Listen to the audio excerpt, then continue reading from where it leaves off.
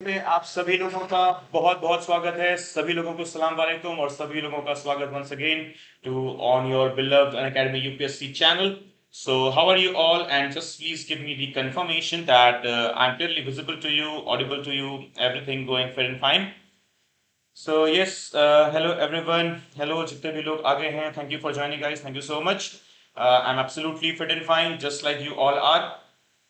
So yes guys, so audio, video, everything fine, right?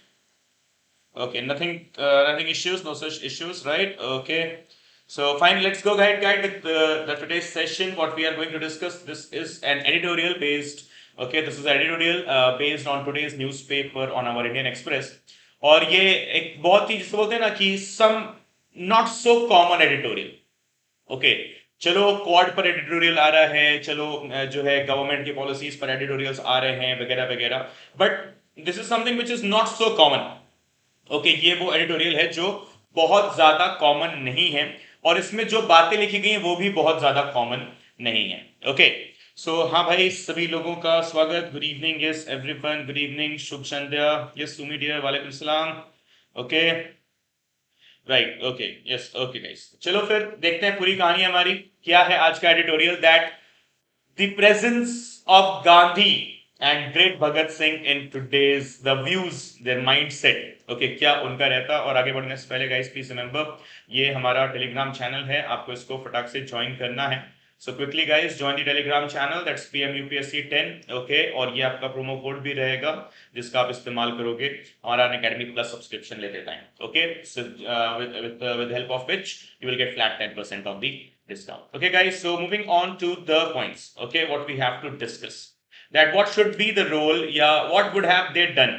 Okay, अगर हमारे जो great leaders हैं आज मौजूदा समय में हमारे सामने होते, so what would today's government have done with Gandhi and Bhagat Singh. Okay चलो उस जमाने में क्या हुआ क्या नहीं हुआ जाने दो. हम बात करते हैं हमारा मौजूदा regime, the present governance pattern. We are not dealing with the government. Okay remember guys, we are not dealing with the government, we are dealing with the modern day governance. क्या है क्या नहीं है उन सब बातों पर जो है चर्चा करेंगे. So the editorial deals with what would today's government have done with Gandhi and Bhagat Singh. ठीक है, सो गांधी और भगत सिंह साहब के साथ जो है मौजूदा समय में हमारे हालात क्या होते. तो अगर आप देखोगे so the birth anniversary celebrations, right. तो चलो बहुत सिंपल सी बात है, ये तो कोई ऐसी चीज नहीं जो आपको पता नहीं है. The birth anniversary celebrations of Gandhi on October 2 and Bhagat Singh on September 28 constitute the commemoration of the values of freedom struggle which every Indian should uphold as part of the fundamental duties in the Constitution. तो अगर आप बात करोगे specifically part 4 capital A, okay article 51 capital A. So one of the fundamental duties, it says that it is our prime responsibility, a fundamental duty, a moral responsibility to uphold the values of the freedom struggle and the freedom fighters. ये क्या है, हमारी नैतिक जिम्मेदारी है, moral obligation है, moral responsibility है हमारी to uphold the principles given by the freedom fighters and as all the values that we have enshrined in ourselves and the constitution as well that we got from the Indian freedom struggle. Okay, the freedom movement, the national movement. ठीक है, सो 2 अक्टूबर ठीक है हम गांधी जयंती मना रहे हैं, लेकिन 28 सितंबर हम जो है भगत सिंह को भी याद कर रहे हैं. ओके सो दोनों बातों में अलग अलग जो है काफी फर्क रहेगा. सो चलिए आइए देखते हैं पूरी कहानी. सो दो अलग अलग पर्सनालिटीज हैं हमारे फ्रीडम स्ट्रगल के अंदर. एक तरफ है मोहनदास करमचंद गांधी और एक तरफ है अपने भगत सिंह साहब. ठीक है, सो दोनों के बारे में जो है हम बातचीत करते हैं. तो क्या रहा है पूरा मुद्दा. ओके सो यहां पर अगर आप देखोगे according to the editorial some interesting statements have been given. So both Gandhi and Bhagat Singh sahab have left behind an extraordinary legacy of defending freedom and independence by employing dissent against the powers that be and both face sedition charges for doing so. देखो freedom strugglers दोनों थे. Okay freedom fighters, strugglers, fighters दोनों थे. चाहे आप भगत साहब की बात करो चाहे आप गांधी की बात करो, ठीक है, आप दोनों की बात करो, they both were the freedom strugglers, right. एक का जो रास्ता था that was non violence. Okay चलो ठीक है, हम आंदोलन करेंगे, हम जो है सत्याग्रह करेंगे, हम ठीक है हम जो है मतलब एक total non violence peaceful means.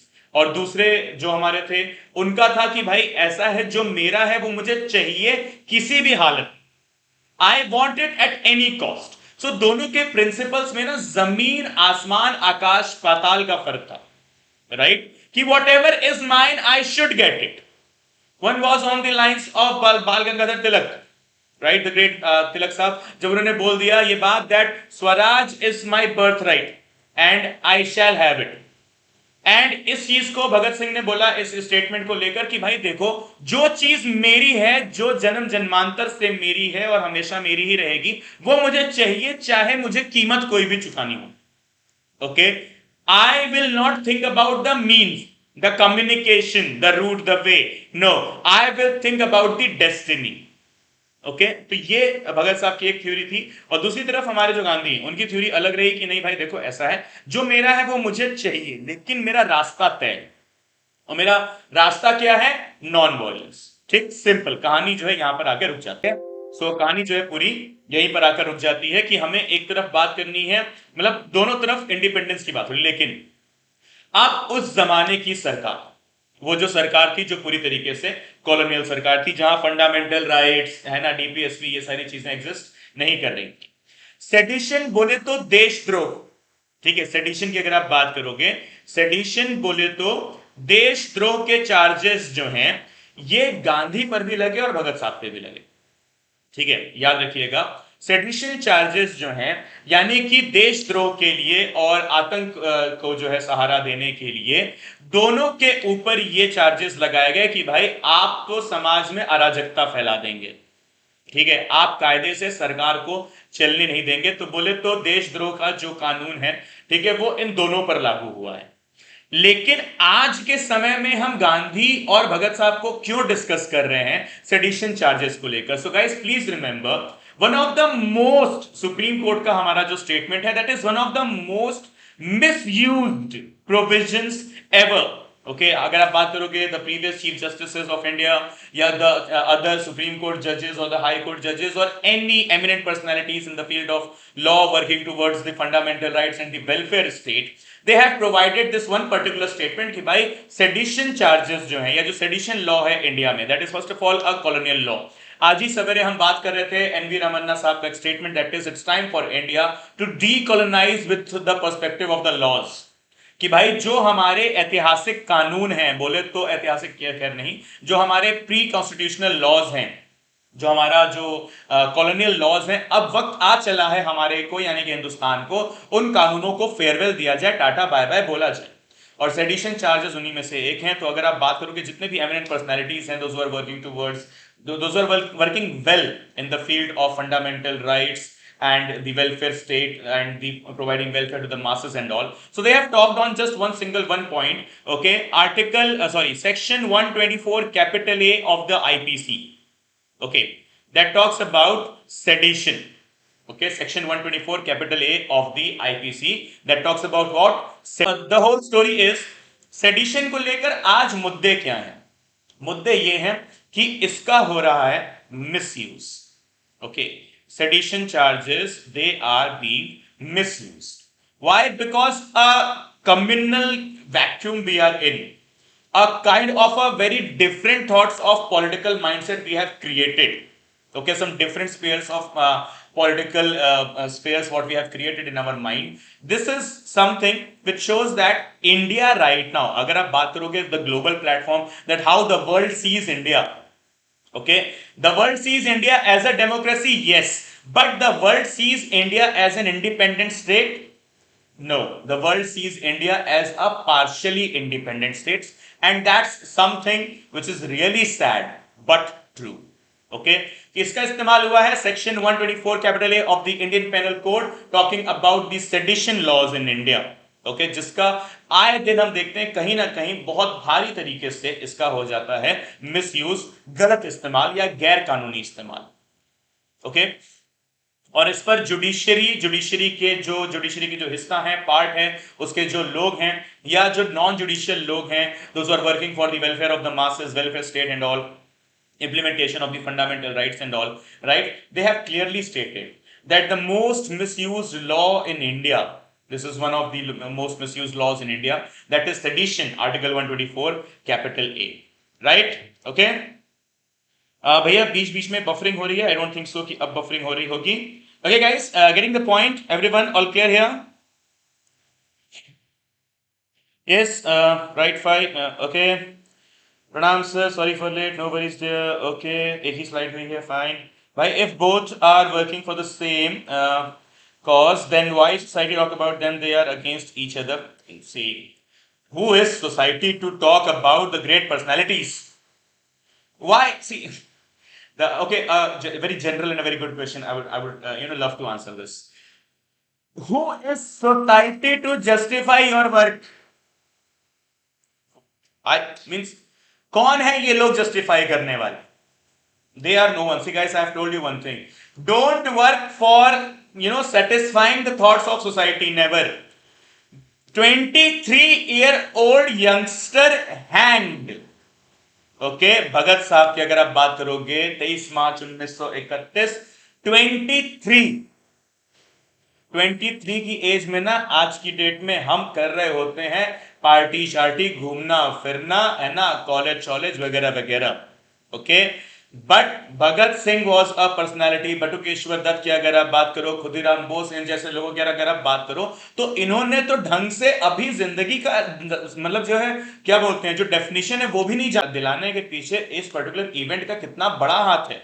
Non cooperation जो अपना जो सिविल डिसोबीडियंस मूवमेंट शुरू हो रहा है, उसके पीछे इस इंसिडेंस का कितना बड़ा हाथ है. सिविल डिसोबीडियंस मूवमेंट ने ब्रिटिश हुकूमत की जड़ें हिलाकर रख दी हैं, उसके पीछे इस इंसिडेंस का कितना बड़ा हाथ. राइट. चलो, सेकंड राउंड टेबल कॉन्फ्रेंस होता है, सेकंड आरटीसी होता है, हम जाते हैं, पार्टिसिपेट करते हैं, आते हैं, हम सीधे बोलते हैं 2.0 लॉन्च करना चाहिए हमें, because the British they are stringent, they are staunch in their approach and they are never going to admit the fundamental rights, the basic human rights और और any kind of political rights of the Indians. Okay, they will provide some sort of margins, but yes, they won't let us go beyond the virtues of these margins for sure. Okay, so ऐसे में society अगर बोले कि ये सही है वो गलत है, तो ये लोग थे उस टाइम में. हमें बहुत सारे लोग ऐसे चलते फिरते मिल जाते हैं, अरे इसने तो ऐसे कर दिया, अरे उसने तो वैसे कर दिया. भाई तू है कौन? हाँ, you are no one to justify. Okay, they have given their lives, they have given their whole, like जिस बोलते हैं ना, सिर्फ वो बोलते हैं कि भगत साहब के पापा ने बोला कि बेटा शादी कर लो, तो 21 साल का यंगस्टर ये स्टेटमेंट देने के काबिल नहीं है आज की डेट में कि मेरी दुल्हन तो आजादी है. ये भगत साहब ही दे सकते थे. आज की डेट में किसी सुना है कोई बोल सकता है ये स्टेटमेंट कि मेरी दुल्हन को आजादी है, मेरी दुल्हन तो जो है हम मेरे देश का कल्याण है? हाँ, राइट, पॉसिबल है. हाँ, लोगों का काम है कहना, कुछ तो लोग कहेंगे. Right. So please don't worry about what the people are saying, है ना. आज की डेट में कोई एक यंगस्टर मेरे को दिखाओ जो ये बात बोले that I am working towards my nation. नहीं. बट भगत साहब gave this statement at the age of 21, right, that मेरी दुल्हन को आजादी है, मुझे क्या करना है शादी करके घर बसाकर, मुझे आजादी मिल जाएगी, मेरा घर बस जाएगा. Right. Salute to the brave hearts. Absolutely, इनको सल्यूट नहीं करेंगे किसको करेंगे?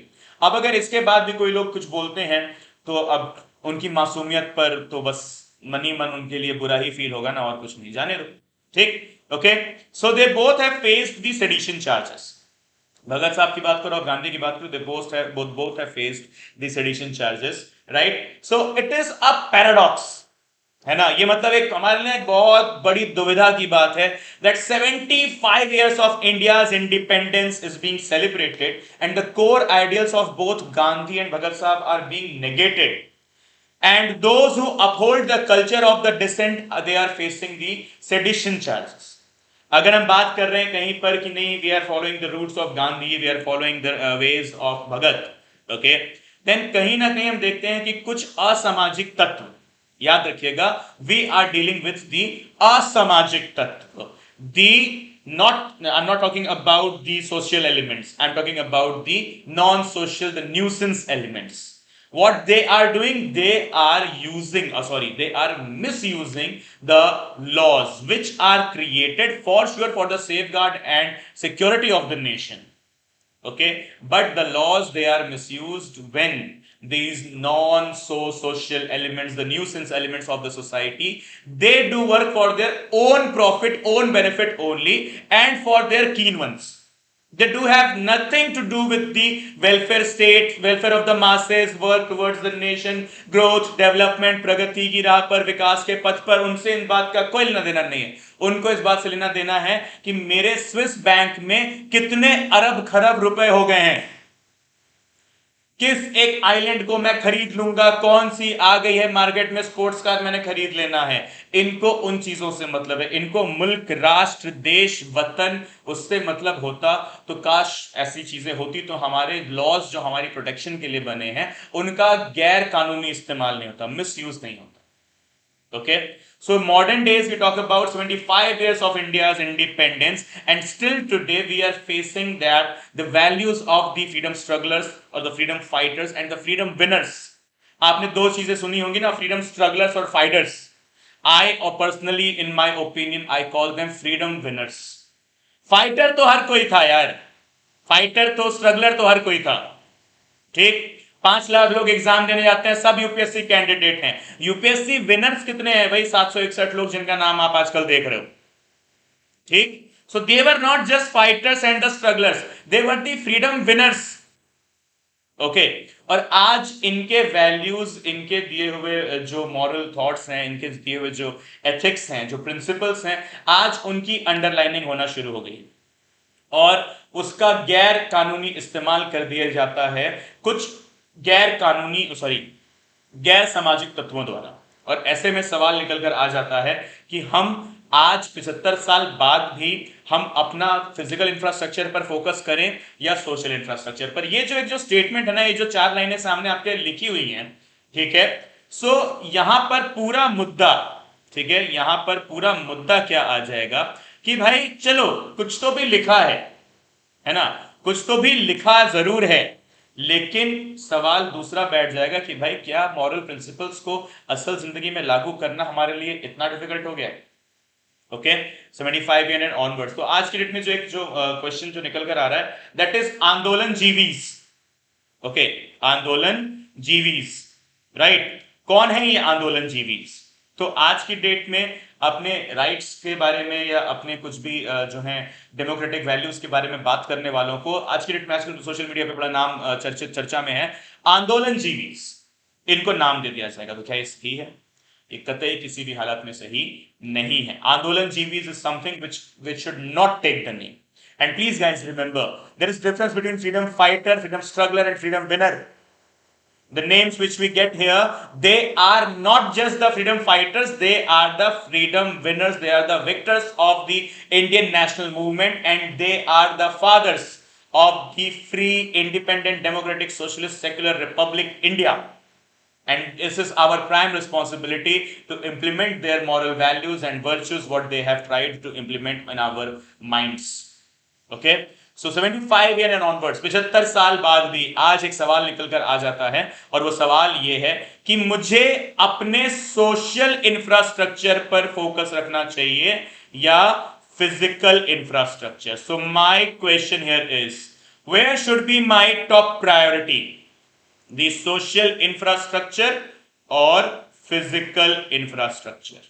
मुझे अपने सामाजिक ढांचे पर काम करना चाहिए, ठीक है, या मुझे अपने बिल्डिंगें बनाने पर काम करना चाहिए? So which infrastructure I should be focusing on? Come on guys, you have to tell me after the class into the comment box. Okay, that what do you think? Where should be my prime focus watching all of these things? On my social infrastructure first or on my physical infrastructure? मुझे पहला काम कहां करना चाहिए? और मैं एक बात बता देता हूं, I'm 110% sure. Okay, let me see through which people I can play the bet here. Okay, चलो जाने तो नाम नहीं लूंगा वरना फिर आप लोग प्रेशर में आ जाओगे. ठीक है, let it be. Okay, let me see कितने लोग हैं जो बेहतरीन कमेंट्स कर पाते हैं इस पर्टिकुलर स्टेटमेंट को लेकर. ओके, सोशल और physical. No chef, don't worry there. Okay, give me the answer after the class. Okay, you can share it to me on the Telegram channel or you can also provide it in the comment box. Okay, Navdeep, यार क्या बात है, very good, fantastic. Navdeep, my dear brother, you please join me on my Telegram channel, okay, so that we can have a proper strategic discussion there. Okay, social नहीं ना, this won't work. अरे यार तुम लोग को तो लगता है मजाक। Y social? फिजिकल इंफ्रास्ट्रक्चर पर छोड़ दें, फिर बिल्डिंगें बनाना छोड़ दें, हाँ सड़कें बनाना, ब्रिजेस बनाना, फ्लाईओवर बनाना छोड़ दें। ऐसा एक लाइन में आंसर नहीं चाहिए, जस्टिफाई योर स्टेटमेंट। यार तुम यूपीएससी वाले हो, ठीक है, हर चीज का जस्टिफिकेशन देना चाहिए, यहां पर देना बनता है तुम्हारा justification. So please remember, don't just provide social और फिजिकल, नहीं, justify your statement. Why do you think social infrastructure should be in action? Yeah, why do you think physical infrastructure should be in the priority only? Okay, as of now. So अभी नहीं, मेरे को बताओ, ठीक है, okay, आपका जो है मेरे को व्यू पॉइंट मिल गया, social with physical work, okay social, okay sir, done. But अभी नहीं जानना मेरे को जस्टिफिकेशन चाहिए। Why do you think social and why do you think physical? Okay, so now next. So guys, you can see here facts as well. On September 7, 1924, 7 सितंबर 1924 को गांधी ने नवजीवन, okay, नवजीवन नाम का एक न्यूज़पेपर था, उसमें उन्होंने बताया था that is criticism of the government, okay, was considered sedition and hardly anyone dared to speak the truth. Okay, hardly anyone dared to speak the truth. Okay, और कुछ मॉडर्न टाइम्स के अंदर हम देख रहे हैं, not just only in India but through out the globe, okay, तुम सच बोल रहे हो अगर, राइट, तो तुम तकलीफ में हो। ये बोलते हैं ना, कलयुग का जमाना, सच बोल दिया भाई ने, अरे यार इसने तो मतलब धोखा कर दिया, सच बोल दिया, ये तो गलत हो गया, right. So the modern times, okay, Gandhi wrote where in Navjeevan. So this statement is written where, when sedition, okay, the government was considered, okay, the criticism of the government was considered sedition and hardly anyone dared to speak the truth. So this statement can be asked in your prelims, that who gave this statement, okay, and in which of the following journals or newspapers. Okay, clear everyone? So please pen down, very very important, जो segments हैं आपको जो है याद रखने हैं, because इनसे questions बैठते हैं हमेशा। ओके, ओके फाइन, ओके,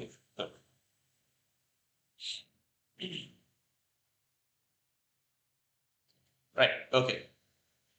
शहीद आजम भगत सिंह जी को नमन, अनडाउटेडली वो तो हमें करना ही है, बिल्कुल। Okay, so right guys, so please remember, अगर आप बात करोगे नवजीवन, ओके, सो 7 सितंबर 1924 को, 7 सितंबर छोड़ो, ठीक है, बस 1924 याद रखना। ओके, नवजीवन के एक आर्टिकल के अंदर गांधी ने बोला था, that is sedition, okay, criticism of government is considered as sedition, okay, and hardly anyone dared to speak the truth. अभी देखो क्या सीन है यहां पर, 97 years later these words resonate as section 124 of the IPC is frequently applied against students, journalists, human rights activists and peaceful protesters. तो आज भी हम देखते हैं कि कितने स्टूडेंट्स हैं जिन्होंने गवर्नमेंट को या किसी भी एक पर्टिकुलर नॉन गवर्नमेंट ऑर्गेनाइजेशन को या किसी भी एक एडमिनिस्ट्रेटिव या लेजिस्लेटिव एक्ट को अगर क्रिटिसाइज किया है, सो कुछ गैर सामाजिक तत्व, सरकार वो काम नहीं कर रही, ध्यान रखना, कुछ गैर सामाजिक तत्व अपने फायदे के लिए, ठीक है, गैर सामाजिक तत्व अपने फायदे के लिए इस एक पर्टिकुलर चीज का इतना भयानक मिसयूज कर डालते हैं कि हमें अंदाजा भी नहीं होता, बैठे बैठाए हाय दैया क्या हो गया, right. So this is where the sedition questions are here. Okay, sedition is in the question here. Okay, so ये बात 1924 में नवजीवन बोलेंगे। नवजीवन की अगर आप बात करोगे, so guys ध्यान रखना, there is a newspaper known, there is another organization known as Associates General, Associates Journal, okay, जो कि वो बहुत ज्यादा न्यूज में भी रही है अभी, डेक्कन हेराल्ड को, इंडियन हेराल्ड को लेकर। ओके, सो एसोसिएट्स जर्नल, ओके, उसकी जो पेरेंट ऑर्गेनाइजेशन रहेगी, जो फादर ऑर्गेनाइजेशन रहेगी, वो रहेगा अपना नवजीवन, ओके, जिसको 1945 में हमने एसोसिएट्स जर्नल का खिताब दिया था, नाम दिया था। ओके, सो नवजीवन बोले तो दी एसोसिएट्स जर्नल, ओके, जिसके बाद से एक दूसरी ऑर्गेनाइजेशन बनाई, the Indian Herald, okay, the Indian Herald और द नेशनल हेराल्ड, कुछ ऐसा नाम है। ओके, सो 1924, ओके, नवजीवन में ये बात लिखी गई थी, और अभी मौजूदा समय में लगभग 97 साल बाद इस स्टेटमेंट को हम फील कर पा रहे, right. Okay sir, but at present also see we have to understand, okay, ये लोग जो क्रिटिसाइज कर रहे हैं, आपको पता होना चाहिए आपके पास कुछ फंडामेंटल राइट्स हैं, ठीक। Article 19 clause 1 sub clause A, ठीक है। Article 19 clause 1 sub clause A, freedom of speech and expression, प्राण एवं दैहिक वाक्य एवं अभिव्यक्ति की स्वतंत्रता। ओके, इसको हमने डिस्कस भी किया है अपनी पॉलिटी पढ़ते वक्त, अपने फंडामेंटल राइट्स को पढ़ते वक्त। That is there is no such article without the reasonable restriction, though there are, okay, article 17 it doesn't has any reasonable restriction and all, okay, but majority of the fundamental rights they do possess reasonable restrictions, uchit pratibandh, okay, majority of the fundamental rights they do possess this कि भाई आप कुछ भी बोल सकते हो, कुछ भी कह सकते हो, कुछ भी अभिव्यक्त एक्सप्रेस कर सकते हो, लेकिन एक्सेप्शंस उसमें डाले गए हैं जो कि रीजनेबल हैं, रेस्ट्रिक्शंस उसमें डाले गए हैं जो कि रीजनेबल हैं, बोले तो उचित हैं, वो प्रतिबंध हैं जो उचित हैं। बोले कि भाई बोलो सरकार के खिलाफ, अगर सरकार गलत है तो बोलो, लेकिन जरा मान मर्यादा दायरा रखते हुए। देश के खिलाफ, देश की सरकार, देश की जो सेना है, जो हमारी डिफेंस फोर्सेस हैं, हमारा जो नेशनल मूवमेंट रहा है, जिसको फंडामेंटल ड्यूटी में भी बोला गया है कि उसको चेरिश करना है, एनरिच करना है, उसके खिलाफ नहीं कुछ बोल सकते। किसी इंसान की प्रतिष्ठा के खिलाफ, ठीक है, किसी भी एक इंसान की प्रतिष्ठा के खिलाफ, उसकी मर्यादा, उसकी जो है डिग्निटी के खिलाफ, उसकी इज्जत के खिलाफ कुछ भी नहीं बोल सकते। तो जब आप अपने फंडामेंटल राइट्स का मिसयूज कर देते हो तो ऑब्वियसली एक्शन तो फिर होगा ही होगा। लेकिन बस सवाल यह है कि हमें समझ में नहीं आता है कि दायरे कहां हैं कहां नहीं है। First thing and second thing, okay, first thing and second thing, आप कभी भी ऐसा भी होता है कि हम जो कहते हैं सही कह रहे हैं, सच कह रहे हैं, लेकिन वही है ना, कुछ लोग वही गैर सामाजिक तत्व, non-social elements, the so-called, right, non-social ones, and apart from that, those who work for their own profit and benefit, they want the benefit, the profits, the margins, the huge margins of profits at any cost, and for that they are ready to cross any kind of a margin or a boundary. Hence, as a result, the statement stands valid. Okay, 97 साल बाद भी वो statement valid stand कर जाता है। Okay, clear now? Yes, fine. Okay, right, okay, freedom of speech and expression. हाँ, आपके favourite person पर बात हो रही है Anmol. Yes, every time government is not wrong. Okay, see it's not your duty to justify who is right and wrong. Okay, आपके नजर में कोई चीज सही है, ठीक है, आपने उसके फेवर में बोल दिया। आपकी नजर में कोई चीज गलत है, आपने उसके अगेंस्ट बोल दिया। फेवर में बोलते टाइम कोई रीजनेबल रेस्ट्रिक्शन नहीं है, लेकिन अगेंस्ट बोलते टाइम आपको मान मर्यादा, प्रतिष्ठा, ठीक है, dignity, okay, the validity of the statement should stand equivalent to the concept and theories of dignity.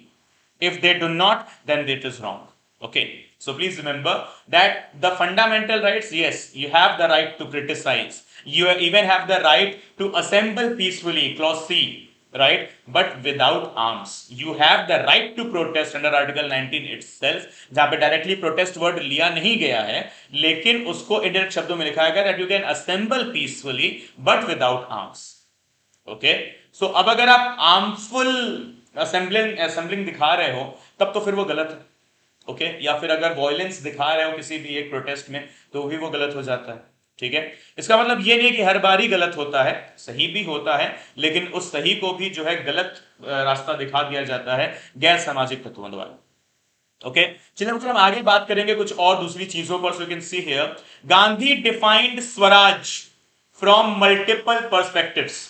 Okay, Gandhi defined Swaraj from multiple perspectives, and one of the most instructive perspective was that Swaraj should empower people to resist authority when it is abused. Okay, then on 29th of January 1925, Gandhi wrote in Young India, okay, real Swaraj will come not by acquisition of authority by a few, but by acquisition of capacity by all to resist authority when it abused.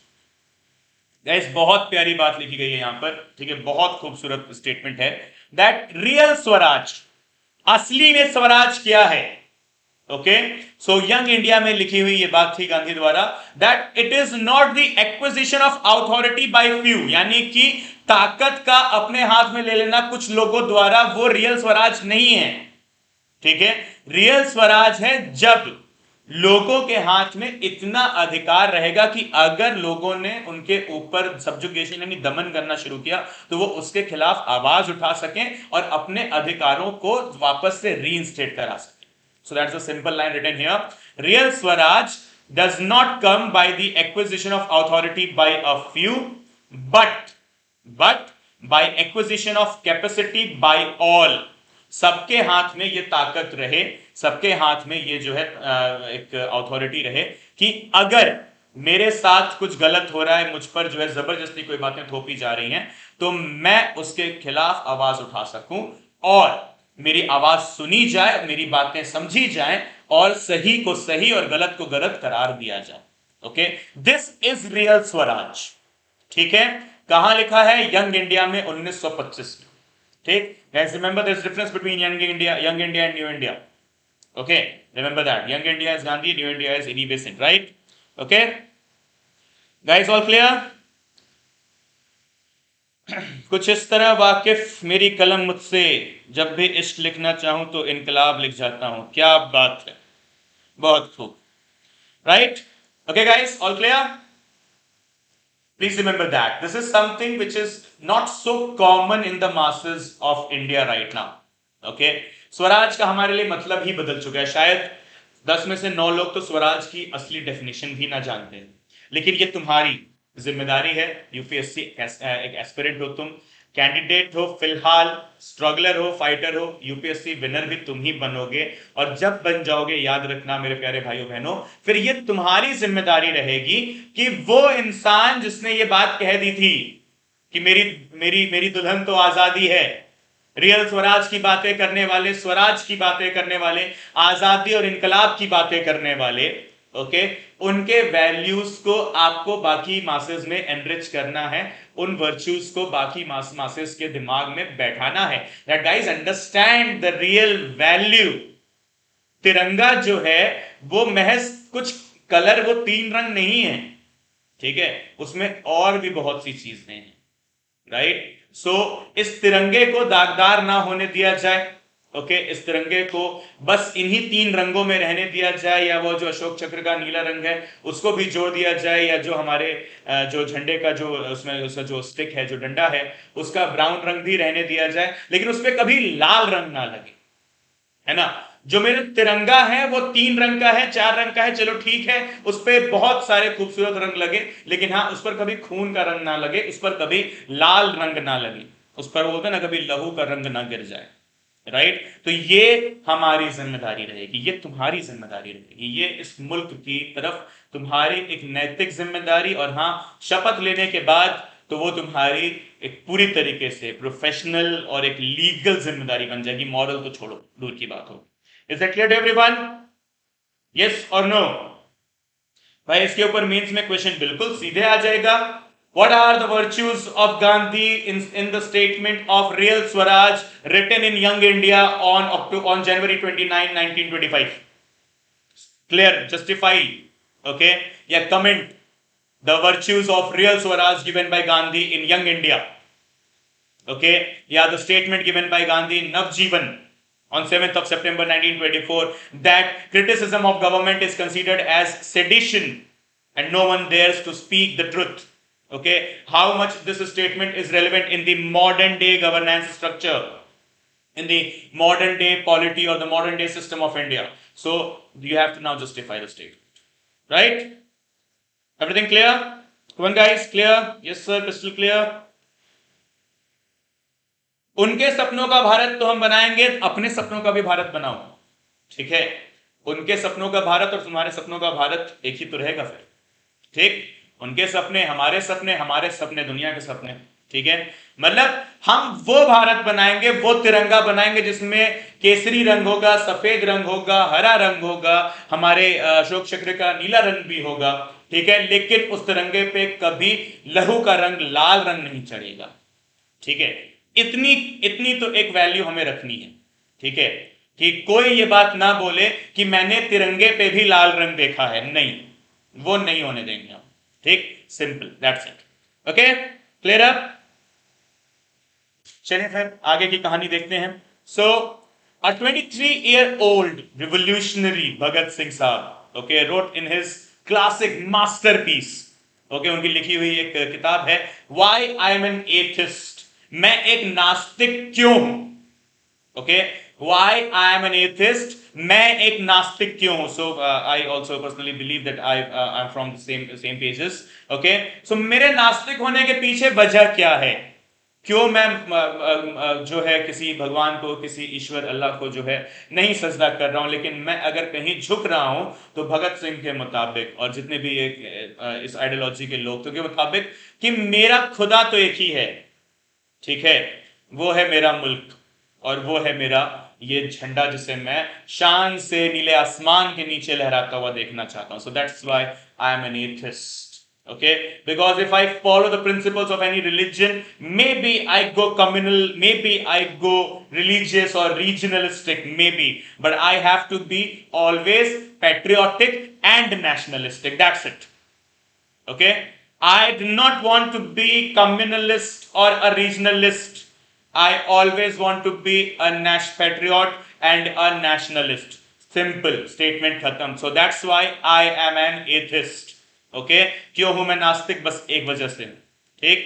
So merciless criticism and independent thinking are the two necessary traits of revolutionary thinking. क्या बोला भगत साहब ने यहां पर, भाई merciless criticism की गलत जो है, जो चीज गलत है उसको गलत बोलने से पहले मैं नहीं सोचूंगा, लेकिन हाँ दायरे में रहना मौजूदा समय में हमारे लिए जरूरी है। We live in a democratic world, liberalism हमारे यहाँ अप्लाई होता है, यूनिटी है, इंटीग्रिटी है, इक्वालिटी है, जस्टिस फॉर ऑल के कॉन्सेप्ट्स हम लेकर चलते हैं हमारे संविधान में। ये संविधान जिससे लागू करने की जिम्मेदारी तुम सबकी है, हम सब की है। ओके, और अगर यूपीएससी वाले हैं आप तो सबसे बड़ी जिम्मेदारी आपकी। Okay, right. So it is okay, I be the merciless critic, okay, and independent thinking first of all, right? So I am a critic, okay, fine, and I have my independent thinking, and these are the two necessary traits of revolutionary thinking। So another question means perspective and prelims perspective। तो prelims perspective तो यही आ जाता है कि merciless criticism and independent thinking are the two necessary traits of revolutionary thinking। Who gave this statement? So it is a statement given by Bhagat Sahab in his masterpiece, the classic piece known as Why I am an Atheist। And the another means a specific question that merciless criticism and independent thinking are the two necessary traits of revolutionary thinking given by Bhagat Singh in his book Why I am an Atheist। Okay, so justify the statement, how much this statement is relevant in the modern days, in the modern eras। Okay, that revolutionize, अगर मुझे रिवोल्यूशनराइज करना है किसी चीज को, मुझे revolutionary बनना है, तो मुझे स्ट्रेट फॉरवर्ड रहना पड़ेगा क्रिटिक होते हुए, और इंडिपेंडेंट सोच रखनी होगी मुझे, यानी कि मेरी सोच पर किसी दूसरे तीसरे चौथे का दबदबा नहीं होगा, इन्फ्लुएंस नहीं होगा। Okay, so I have to be independent in my thoughts. Right guys, everyone all clear? Any questions? जिम्मेदारी जरूर पूरी करेंगे।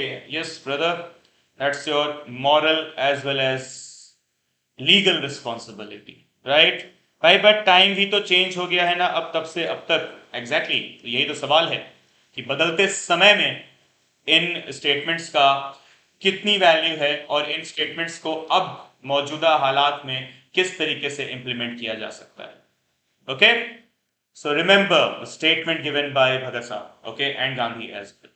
So moving on to the next of the points, right? So here the statements that stands clear into the modern days, okay, in the modern eras, that is the Swaraj of Gandhi's vision wished to make the masses aware of the sense of their capacity, कि अपनी असली ताकत को पहचानो, ठीक है, अपनी ताकत को पहचानो, ठीक है, और आगे बढ़ो।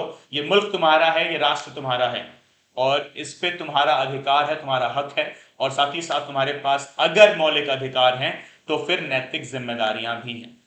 ओके, बस दिक्कत ये जाती ना, अधिकारों को लेते टाइम तो हम एकदम सामने खड़े हो जाते हैं कि भाई हमारे अधिकार हमें दो, लेकिन जिम्मेदारी निभाने के टाइम पीरियड में ना हम कहीं दूर लाइन में शायद लगना भी जरूरी समझते हैं कि यार कोई तो कर ही देगा, why should it be me, why should it be me only to take the initiative, no never, मुझे ही करने दो ना, राइट? मैं इनिशिएटिव क्यों नहीं ले सकता, इनविगोरेसी मेरे अंदर क्यों नहीं हो सकती? So that's what see Gandhi and Bhagat sahab attend martyrdom for the cause of India. Bhagat Singh's method of struggle for India's freedom was not acceptable to Gandhi. Okay, दोनों के रास्ते अलग अलग थे लेकिन मंजिल एक. Okay, रास्ते दोनों के अलग लेकिन मंजिल एक.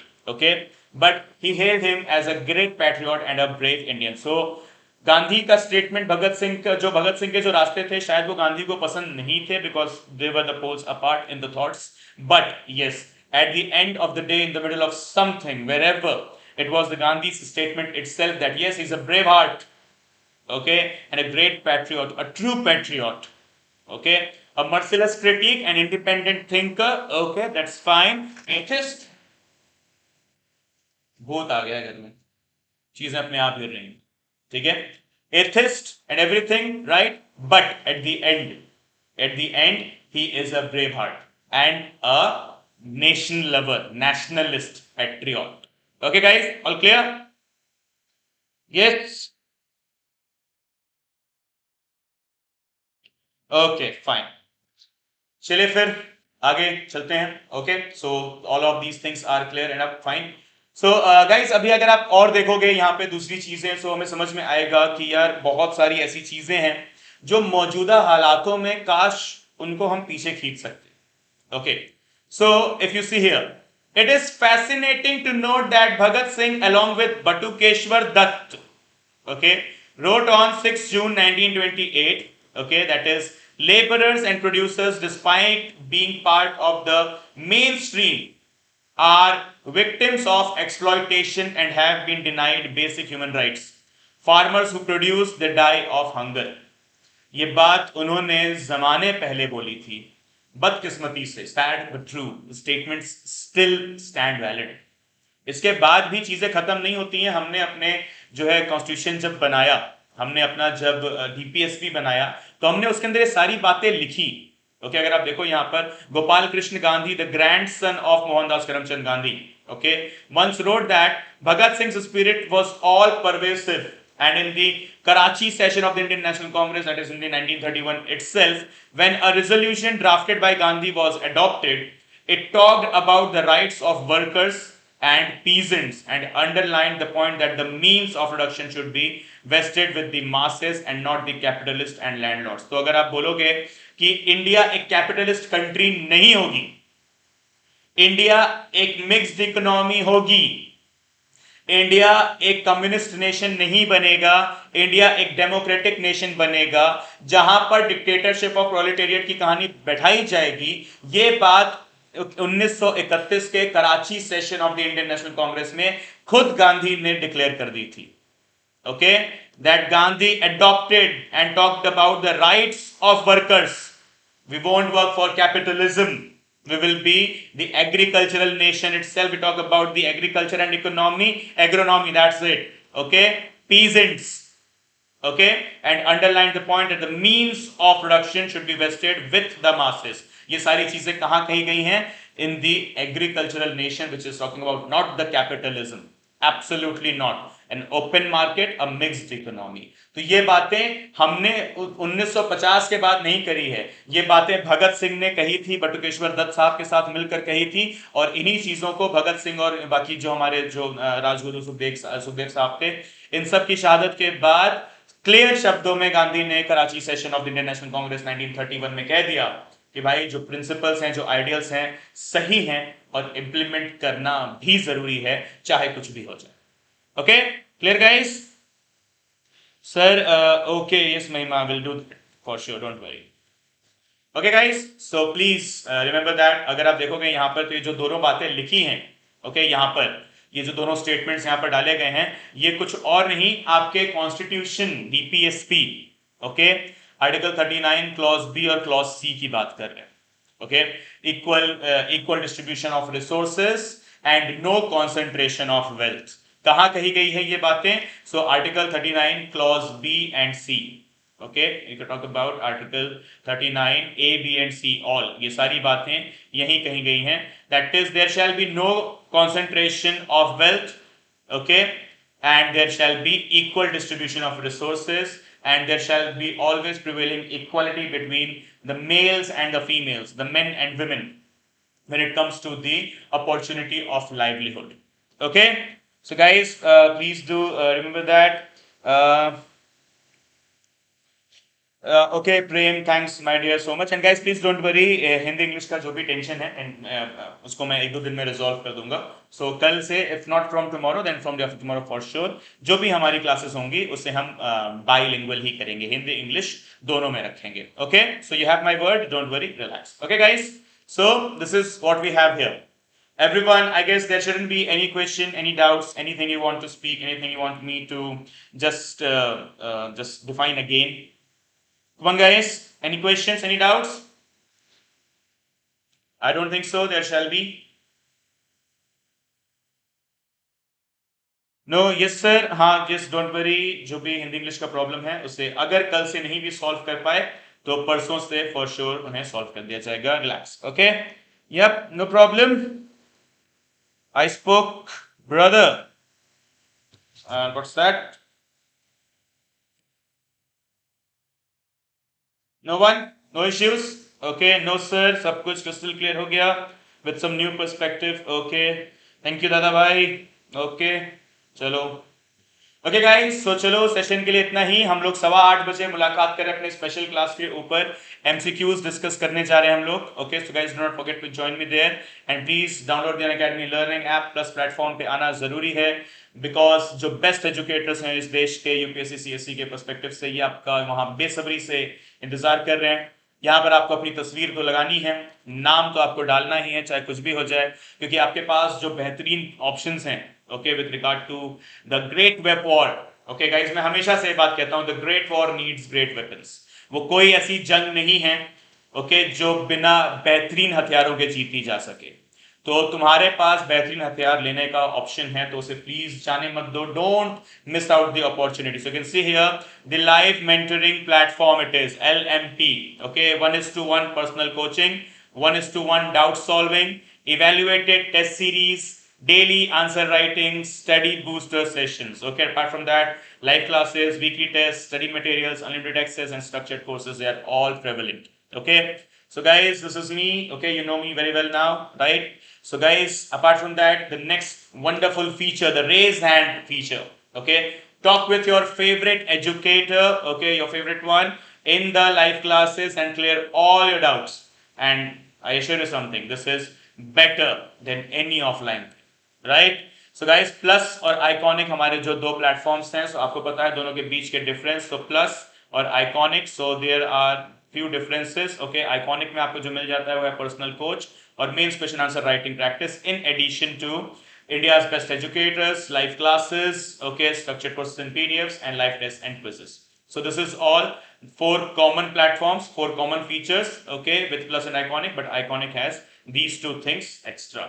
So the actual prices, they are here, but they can be reduced by 10%, flat 10%, okay, when you apply my promo code PMUPSC10 जब आप इसका इस्तेमाल करते हो. So 6, 12, 24 और 36 months के जो prices जाएंगे, that will be 36,450 rupees, 44,550 rupees, 64,800 rupees, and 81,000 rupees respectively. And for iconic, the same. The actual prices, they are here, but they will be reduced flat 10% again, and it will go for 12, 24, and 36 months, like 67,050, 1,04,175, and 1,38,375 rupees respectively. Okay, guys. सो जल्दी से आ जाओ. Plus platform आपका बहुत बेसब्री से इंतजार कर रहा है बिकॉज वहां पर जो बेहतरीन चीजें हैं, like the new fresh batch starting commencing from tomorrow 29th September and mission all India rank 1 batch. Okay, mission all India rank 1 batch commencing from 18th October. Okay, 18 अक्टूबर से इसकी शुरुआत हो रही है. ओके गाइस, सो जल्दी से आ जाओ, अब टाइम नहीं बचा आपके पास because you can see here the learners journey batches 22 batch. Okay, so यहाँ पर अलग अलग टाइप के बैचेस आपके लिए अवेलेबल हैं.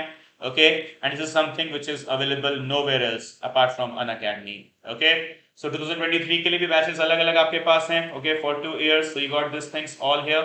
So quickly join up guys, quickly मतलब क्विकली, ज्यादा टाइम नहीं है। ओके, जल्दी से आपको ज्वाइन करना है। और साथ ही साथ Unacademy combat every Sunday 11 AM, उस पर भी आपको जो है अपना बेहतरीन कैपेबिलिटीज और कैपेसिटीज दिखानी है, जहां पर आप जीत सकते हो scholarship worth 4 crores, the scholarship pool worth 4 crore rupees. Okay, 4 crore, the crazy figure, right? Then rank 1 to 3, you can get Unacademy 1 year plus subscription. 4 to 10, you get 75% of scholarship for the plus platform. Rank 11 to 50, you may get 50%, and between 5100 to 500, everyone gets 25%. So the invite code same, PM UPSC 10, इसका इस्तेमाल करें और हमें वहां पर join करें combat के ऊपर। Okay guys, so that's it with the session right now. 8:15 बजे ज्वाइन करना ना भूलें। Okay, so please go ahead. Okay everyone, so please remember हमारा जो टेलीग्राम चैनल है यहाँ पर PM UPSC 10, और ये प्रोमो कोड भी याद रखें PM UPSC 10। So like share, okay, video को लाइक किए बिना तो जाना नहीं, ठीक है। लिंक भी शेयर किया करो और चैनल को सब्सक्राइब भी करना है, और आपको ये जो बेल आइकन है यहाँ पर, इसको भी दबाना है। ओके गाइस, तो चलिए मिलते हैं 8:15 बजे अपने एप्लीकेशन की क्लास पर, अपने स्पेशल क्लास के ऊपर, और MCQs डिस्कस करते हैं करंट अफेयर्स के। Okay, thank you, tata, bye bye, जय हिंद, खुदा हाफिज, सी यू सून।